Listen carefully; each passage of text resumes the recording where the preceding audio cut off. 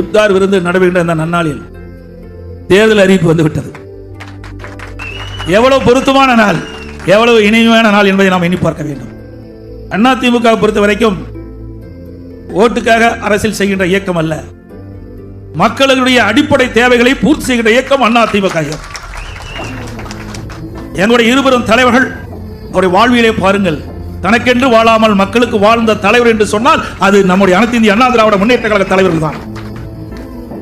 அப்படி மக்களுக்காக வாழ்ந்த தலைவருடைய ஆட்சி மீண்டும் தமிழகத்தில் உங்களால் மலர வேண்டும்.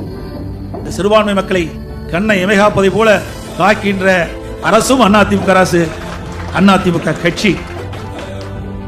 எங்களுடைய அதிமுக கட்சியை பொறுத்த வரைக்கும் மதமும் ஜாதியும் இல்லாத ஒரு இயக்கம், மதத்திற்கும் ஜாதிக்கும் அப்பாற்பட்ட இயக்கம் அதிமுக இயக்கம். இந்த தமிழ் மண்ணிலே பிறந்த மக்களுக்கு தேவையான திட்டங்களை கொடுப்பதும் அவர்களுக்கு தேவையான நன்மைகளை கொடுப்பதுதான் எங்களுடைய தலைவருடைய எண்ணமாக இருந்தது.